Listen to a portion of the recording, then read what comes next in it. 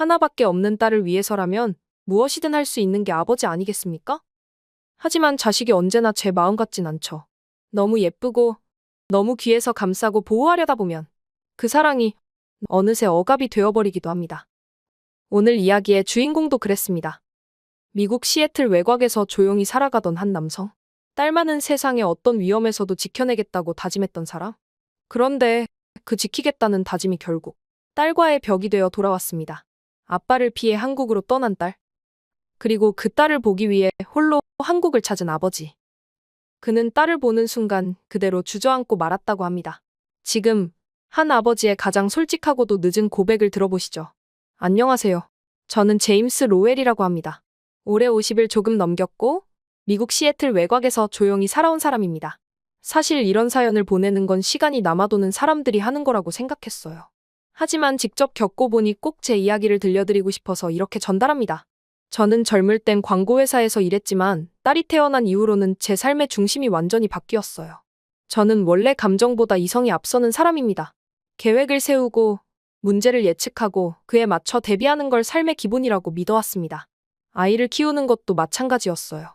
이 세상이 얼마나 잔인한지, 얼마나 많은 위험이 도사리고 있는지 저는 누구보다 잘 알고 있었거든요. 그래서 저는 지킨다는 말에 집착해왔던 것 같아요. 아버지란 그런 존재라고 믿었으니까요. 하지만 이 이야기를 시작하게 된 지금, 저는 조심스럽게 그 믿음을 돌아보게 되었습니다.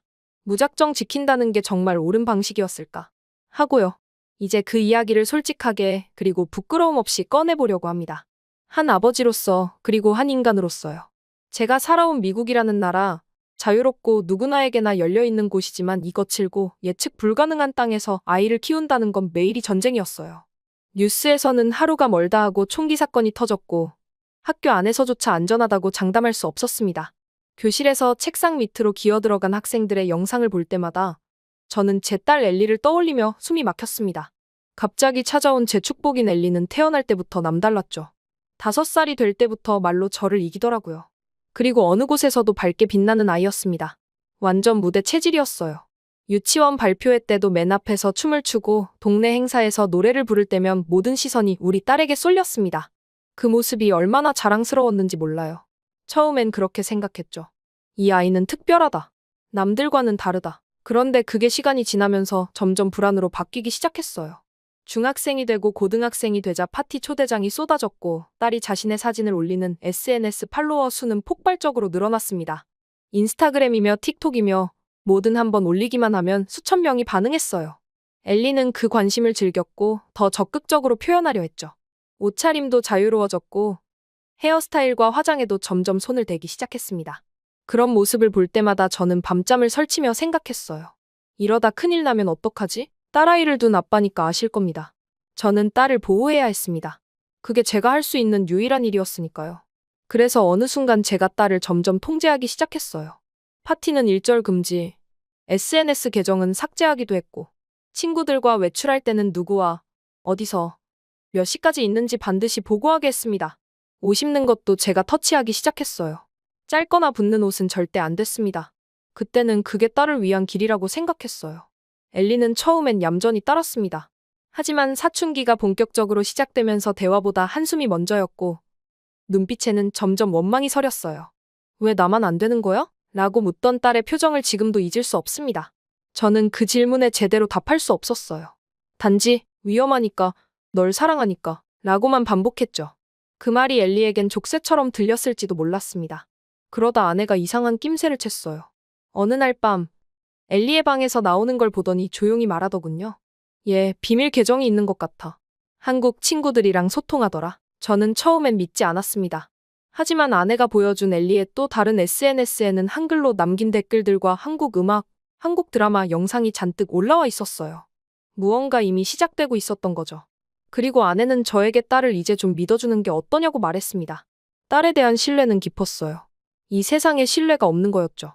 저는 아내의 말에 침묵으로 답변했어요. 며칠 후 아내가 조심스럽게 제안을 했습니다. 엘리가 답답해 보여. 너무 갇혀있는 것 같아. 우리 잠깐만 숨 쉴 수 있게 해주자. 한국에 어학연수 보낼 수 있는 프로그램이 있대. 6개월만 보내보자. 언어도 배우고 문화도 체험하고 좋은 기회가 될 거야. 아내의 말에 처음엔 웃음이 나왔어요. 한국이라니 거기가 안전하다는 보장이 어디 있냐고. 언어도 안 통하고 멀고 내가 눈으로 직접 볼 수 없는 곳인데 어떻게 딸을 보내냐고요. 하지만 아내는 물러서지 않았습니다. 지금처럼 계속 억누르면 엘리, 우리랑 더 멀어질지도 몰라. 그 말에 머리를 싸매고 며칠을 고민했습니다. 그러다 결국 단 6개월, 절대 그 이상은 안 된다는 조건으로 허락했어요. 사실 마음속에선 금방 지쳐서 다시 돌아오게 될 거라 생각했죠. 엘리는 한국으로 떠나기 전날 밤 제게 말했어요. 어릴 때 보여주던 표정을 몇 년 만에 본 것 같았어요. 아빠, 고마워요. 저 꼭 잘할게요. 그 말을 들으면서도 저는 한참을 망설였습니다. 공항에 마중 나가 비행기를 태워보내고 나서야 실감이 났어요. 제 딸이 이제 제 손이 닿지 않는 곳에 간다는 게요. 그렇게 저에게는 불안하고 답답했던 6개월이 지나갔습니다. 처음엔 연락도 자주 왔어요. 음식이 맛있다. 학교가 깔끔하다. 지하철이 너무 신기하다는 등. 저는 아무렇지 않은 척 들었지만 속으론 시계를 세고 있었습니다. 곧 돌아올 거야. 시간이 지나면 다시 내 품으로 오겠지. 그런데 6개월이 지나도 돌아온다는 말이 없었어요. 그러던 어느 날 아내가 제게 조용히 휴대폰을 내밀었어요. 당황하지 말고 봐. 화면에는 엘리의 사진이 있었습니다. 한국에서 유명한 온라인 쇼핑몰에서 모델로 활동하고 있더군요. 밝게 웃고 있는 딸의 얼굴. 화장도 짙고 옷차림도 과감했어요. 마치 다른 사람이 된 것 같았습니다. 저는 믿을 수 없었어요. 이건 위험해. 이러다 무슨 일이라도 나면 어떡해? 라고 소리쳤습니다. 아내는 고개를 저었어요. 이젠 얘도 자기가 뭘 좋아하는지 아는 나이가 됐어. 우리 너무 몰랐던 것 같아. 그 말은 제 심장을 찔렀습니다. 정말 몰랐던 걸까요? 아니, 알고도 외면했던 걸까요? 내가 책임져야 한다는 이유로 딸을 내 세계 안에만 가두려 했던 건 아닌지요. 결국 저는 짐을 쌌습니다. 더 이상은 가만히 있을 수 없었어요. 당장 데려와야겠다는 생각뿐이었죠. 한국행 비행기 표를 예매하고 여권을 꺼냈습니다. 아내는 말렸어요. 가서 뭐라고 할 건데? 딸이 원하는 게 뭔지 듣기는 할 거야? 하지만 저는 귀를 막았습니다. 지금 아니면 엘리를 영영 놓칠 수도 있다는 공포가 머릿속을 지배하고 있었어요. 비행기에 오르기 전 창밖을 보며 생각했습니다. 한국 별거 있겠어? 저 애가 뭘 아는 게 있다고 저기서 뭘 한다는 거야. 저는 정말 몰랐어요. 그곳에서 제가 어떤 진실을 마주하게 될지, 그리고 제 인생이 얼마나 크게 흔들릴지를요. 비행기에서 내리는 순간부터 심장이 쿵쾅거렸어요. 미국을 벗어나 이렇게 멀리 나온 게 처음이기도 했지만 낯선 땅에서 딸이 혼자 살고 있다는 사실만으로도 숨이 턱 막혔습니다. 기내에서 몇 번이나 자리에서 일어났다 앉았다를 반복했고 입국 심사장에 다다를 무렵엔 땀이 줄줄 흘렀어요. 그런데 이상했어요.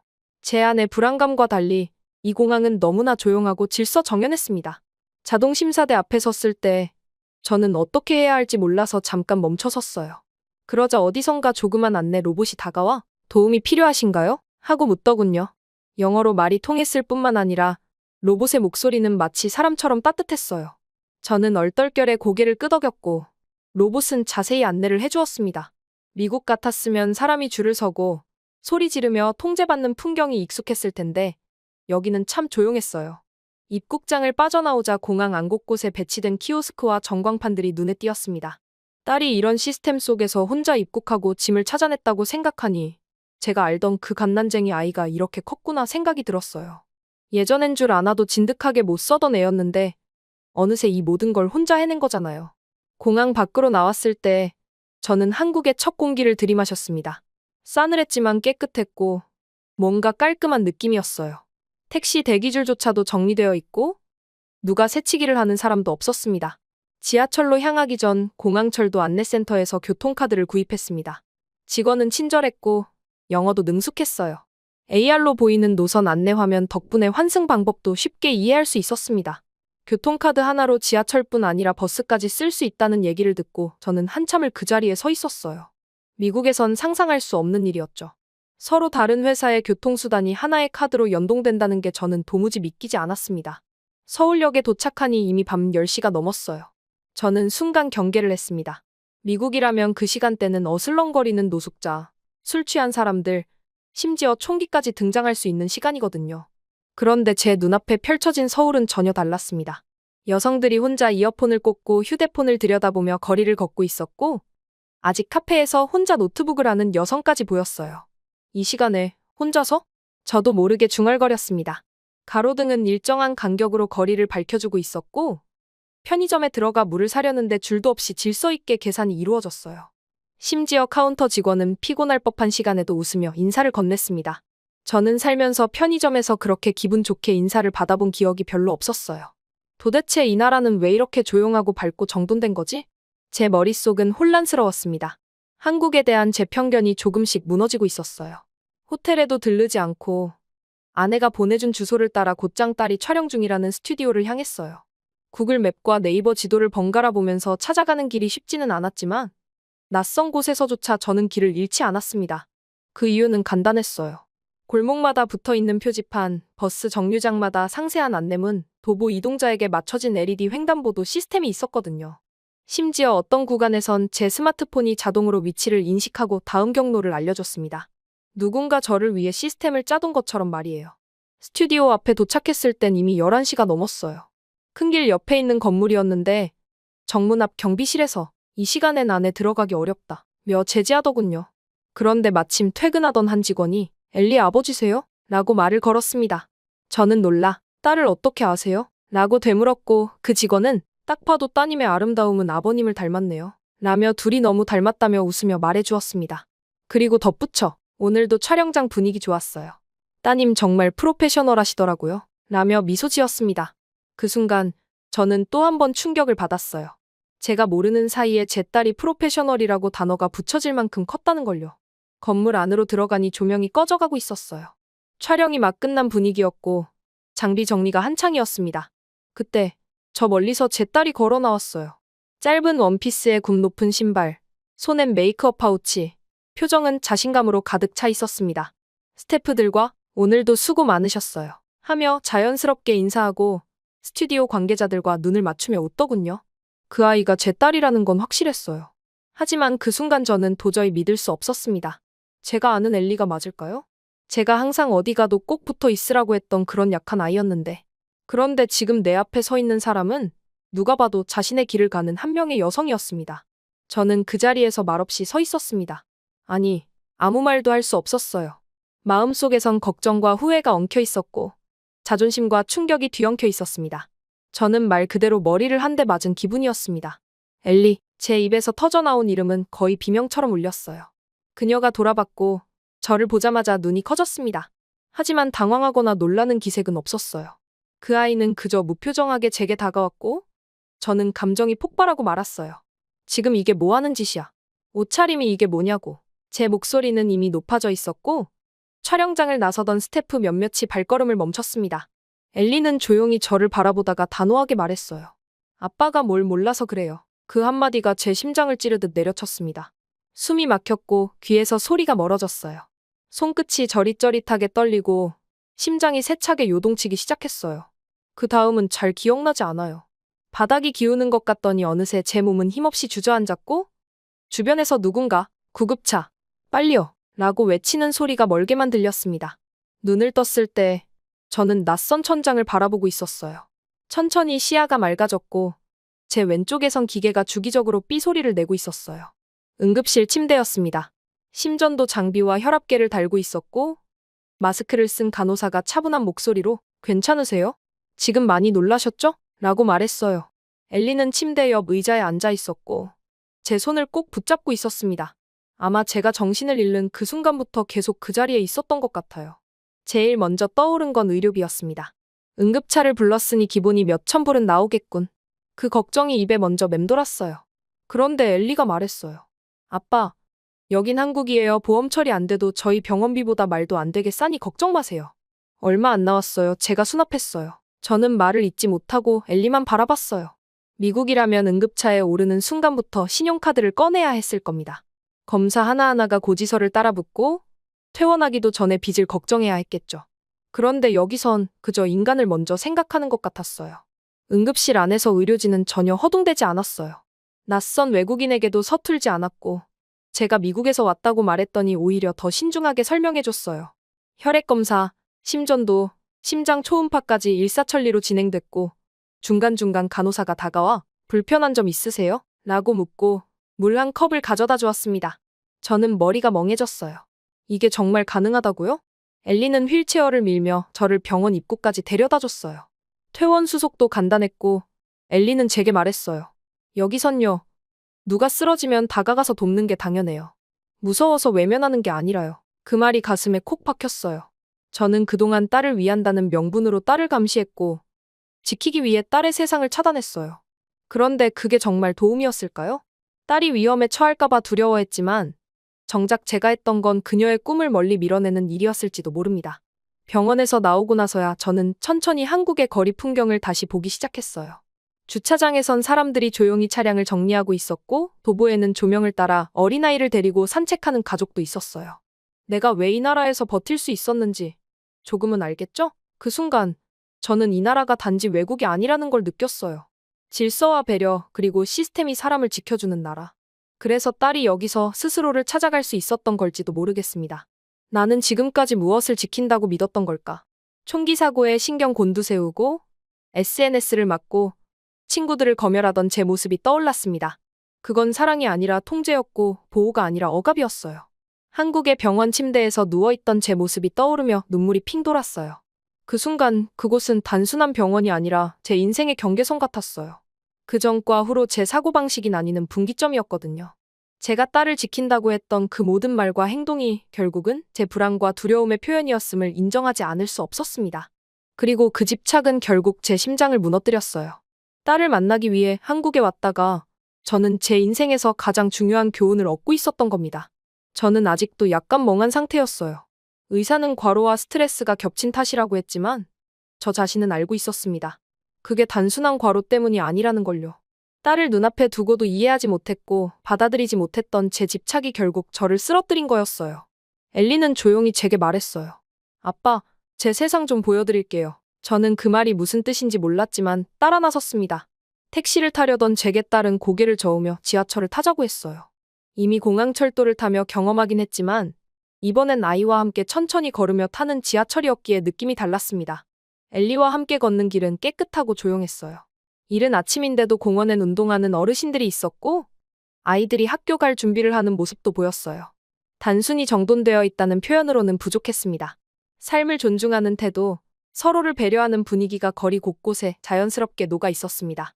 횡단보도 앞에서는 차량들이 자동으로 멈췄고 노인 한 분이 천천히 건너시는 동안 누구도 경적을 울리지 않았습니다. 그 장면이 유난히 인상 깊었어요. 지하철역에 도착하자 저는 다시금 감탄하고 말았습니다. 익숙한 풍경일 법도 한데 아이와 나란히 그 공간을 경험하는 것만으로도 또 다른 느낌이었어요.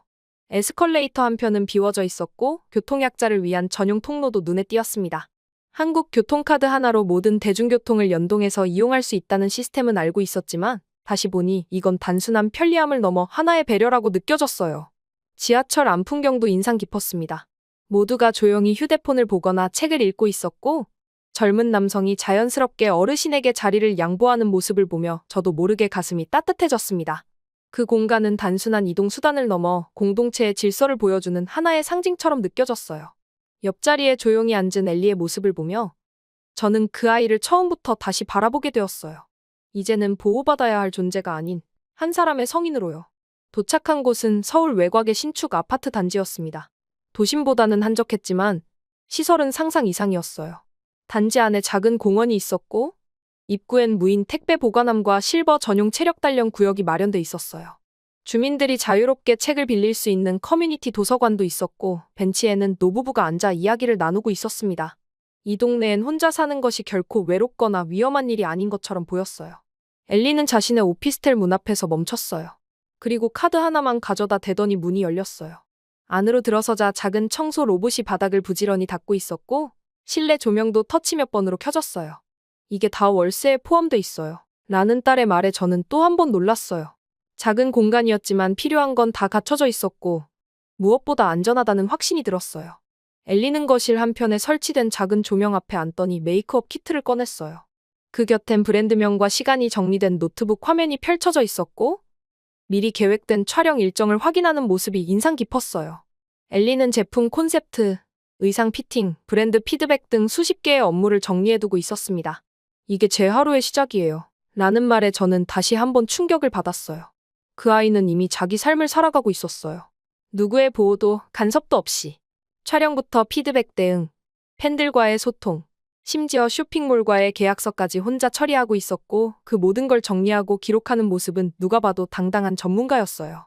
저는 그제서야 깨달았어요. 딸이 자라버린 게 아니라 제가 멈춰 있었던 거라고요.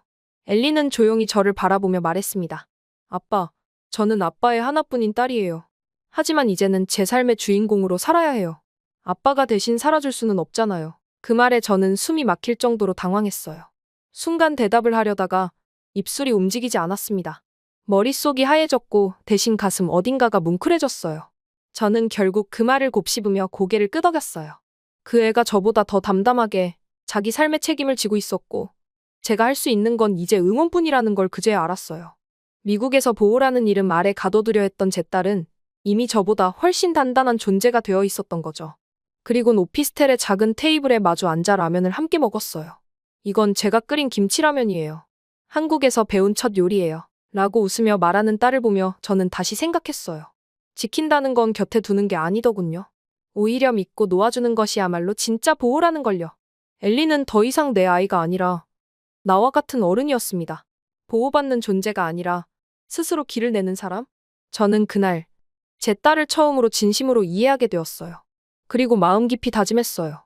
이제는 내가 배워야 할 차례다. 저는 어쩐지 아침부터 마음이 무거웠어요. 몸은 회복됐지만 마음속에는 무언가 꾹 눌려있는 듯한 기분이 계속 들었어요. 엘리와 함께한 하루가 너무 짧았고 동시에 너무 강렬했어요. 저는 그 짧은 시간 동안 제 삶 전체를 되돌아보게 되었어요. 그것도 아주 깊이, 한땐 감히 들여다보지 않으려 했던 부분까지 말이에요. 저녁이 가까워질 무렵 엘리는 시장 가방을 들고 들어왔어요. 작은 동네 슈퍼에서 김치와 돼지고기를 사왔다며 오늘은 자기가 직접 저녁을 준비하겠다고 말했어요. 저는 말없이 고개를 끄덕였어요. 엘리가 조리대를 정리하고 김치를 꺼내고 두부를 자르고 있는 모습을 바라보며 저는 이상하게도 마음이 뭉클해졌습니다. 미국에서는 한 번도 이런 장면을 본 적이 없었어요. 제가 상상했던 딸의 미래는 책상 앞에서 공부하거나 누군가의 보호를 받는 위치에 머무는 모습이었거든요. 그런데 지금 제 앞에 있는 딸은 스스로를 돌보는 법을 아는 하나의 삶을 살아가는 사람이었어요. 식탁 위에 김치찌개가 올라왔어요. 김이 모락모락 피어올랐고 익숙한 듯 낯선 냄새가 퍼졌어요. 엘리는 조용히 말했어요. 이거 유튜브 보고 배웠어요. 여기선 음식을 나눈다는 게 곧 마음을 나누는 거래요. 저는 그 말을 듣고 잠시 멈칫했어요. 말없이 숟가락을 들고 한 입 떠먹었는데 맵고 뜨거운 국물에 눈물이 핑 돌았어요. 단지 고추 때문만은 아니었어요. 그 순간 저는 그동안 억눌러왔던 후회와 죄책감이 한꺼번에 치밀어 오르는 걸 느꼈습니다. 저는 조용히 숟가락을 내려놓고 아주 낮은 목소리로 말했어요. 엘리야, 아빠가 정말 미안하다. 그 말이 입에서 나오는데 참 오래 걸렸어요. 그런데 말하고 나니 가슴 어딘가가 조금은 가벼워지는 걸 느꼈습니다. 딸은 웃으며 말했어요. 아빠는 예전엔 저한테 너무 무서웠어요. 근데 그 말 있잖아요. 미안하다 그 말 하나에 진짜 오랜 시간 동안 묵혀 있었던 감정이 다 녹아내렸어요. 저는 젓가락을 내려놓고 고개를 떨궜습니다. 도대체 그 간단한 말을 왜 그렇게 오래 아꼈던 걸까요? 아버지란 이름 아래 저는 너무 많은 걸 혼자 감당해야 한다고 믿었던 것 같아요. 그건 결국 아이가 아닌 제 불안함을 위한 보호였어요. 엘리는 이어서 말했어요. 아빠, 저 여기서 혼자이긴 했지만 혼자라고 느껴본 적은 없어요. 사람들이 너무 따뜻해서요. 편의점 직원도 동네 할머니도 저를 당연한 존재처럼 대해줬어요. 저는 그 말을 듣고 또 한 번 멈췄습니다. 딸은 미국에서의 삶보다 훨씬 더 온기 있는 일상을 살고 있었고 낯선 나라에서 누군가의 딸이 아닌 엘리로 존중받으며 살아가고 있었어요. 저는 그 모든 걸 보고도 여전히 혼자 있는 게 위험하다는 생각만을 하고 있었던 겁니다. 밤늦게까지 이어진 대화 끝에 우리는 함께 작은 티테이블에 앉아 따뜻한 차를 마셨어요. 딸이 말했어요. 내일 공항엔 같이 안 갈게요. 아빠 혼자 생각할 시간이 필요할 것 같아서요. 저는 처음엔 당황했지만 곧 수긍했어요. 그녀는 저를 밀어낸 게 아니라 스스로의 공간을 지켜주는 방식으로 배려하고 있었던 거예요. 다음 날 아침, 엘리는 제 캐리어에 작은 무언가를 넣어주었어요. 비행기에서 펼쳐봐요. 라는 말만 남긴 채 저를 배웅해 주었습니다. 택시를 타고 인천공항으로 향하면서 저는 창밖을 내내 바라봤어요. 다시 돌아가야 할 현실이 기다리고 있었지만 이상하게도 마음은 그렇게 불편하지 않았습니다. 짧은 여정이었지만 저는 너무나 많은 것을 배우고 느끼고 내려놓을 수 있었어요. 공항 대기실에서 비행기 탑승을 기다리며 딸이 준 작은 편지를 펼쳤습니다. 단정한 글씨로 이렇게 적혀 있었어요. 아빠가 미안하다고 말해줘서 고마워요. 그 말 하나에 제 안에 있던 수많은 서운함이 녹았어요. 저는 늘 아빠가 자랑스러웠어요. 그리고 앞으로도 계속 그렇게 살게요. 제 이름으로. 그 순간 저는 다시 눈물이 흘렀습니다. 딸은 한 번도 저를 미워한 적이 없었던 거예요. 저는 늘 내가 용서받지 못했을 거야라는 죄책감 속에 있었는데 아이는 저보다 훨씬 먼저 더 성숙하게 저를 이해하고 있었던 겁니다. 기내 창밖으로 서울의 하늘이 점점 멀어져 갔고 저는 조용히 속삭였어요. 아빠도 내가 자랑스럽다. 그리고 정말 미안했다. 그때 저는 비로소 깨달았어요. 보호자란 자식을 움켜쥐는 존재가 아니라 언젠가 날아갈 준비가 되었을 때 뒤에서 조용히 밀어주는 존재라는 걸요. 저는 엘리를 다시 품은 게 아니라 엘리가 가진 세상을 받아들였어요. 그리고 그 세상은 바로 이 나라, 한국이라는 이름을 가지고 있었어요. 돌아오는 비행기 안에서 저는 노트를 펼쳐 짧은 문장을 적었습니다. 그 애는 내가 보호한 게 아니라 한국이라는 나라가 품어준 아이였다. 저는 이제 그 나라의 고마운 빚을 지고 있습니다. 그리고 앞으로는 그 아이를 막는 벽이 아니라 날 수 있도록 바람이 되어주고 싶어요.